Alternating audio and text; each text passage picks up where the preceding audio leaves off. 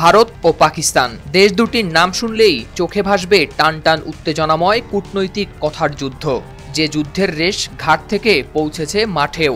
ফলে খুব একটা দেখা যায় না তাদের ক্রিকেটীয় যুদ্ধ, যদিও তা দর্শকের কাছে থাকে বরাবরই আকাঙ্ক্ষিত। এদিকে মাঠে ভারত পাকিস্তান লড়াইয়ে না নামলেও কাঁধে কাঁধ মিলিয়ে একসাথে এক দলের হয়ে খেলবেন তারা। কি অবাক হচ্ছেন? ভাবছেন এ আবার কেমন কথা? ভিন্ন দুটি দেশের ক্রিকেটাররা এক দলের হয়ে নামতে পারেন কিভাবে? হ্যাঁ, এই অসম্ভবকেই সম্ভব করেছে মধ্যপ্রাচ্যের দেশ ওমান। আসন্ন টি-20 বিশ্বকাপেই দেখা যাবে তার প্রমাণ। ভারত পাকিস্তানে জন্মানো ক্রিকেটারদের নিয়েই আস্ত একটি দল বানিয়ে ফেলেছে তারা, যারা একে অপরের সঙ্গে কাঁধে কাঁধ মিলিয়ে লড়াই চালাবেন। প্রতিপক্ষ হিসেবে নয়, থাকবেন সতীর্থ হিসেবে।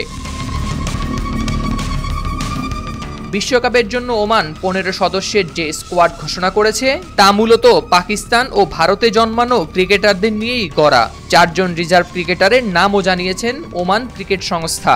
19 জন ক্রিকেটারের মধ্যে শুধুমাত্র একজন রিজার্ভ ক্রিকেটারের জন্ম ওমানে। একজন ক্রিকেটারের জন্মস্থান নিয়ে যথাযথ কোনো তথ্য পাওয়া যায়নি। বাকি 17 জন ক্রিকেটারের জন্ম হয় ভারতে নতুবা পাকিস্তানে।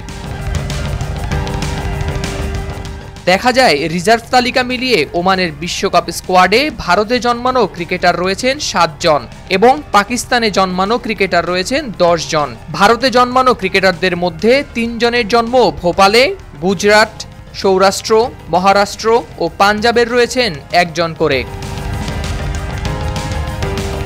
অপরদিকে পাকিস্তানে জন্মানো ক্রিকেটারদের মধ্যে শিয়ালকোটে জন্মেছেন 4 জন, মারদানের রয়েছেন 2 জন, পাঞ্জাব, পেশোয়ার, গুজরানওয়ালা ও অ্যাবটাবাদে রয়েছেন 1 জন করে।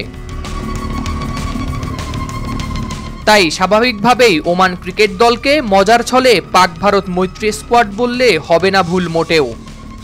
হাওলাদার শামীম, RTV।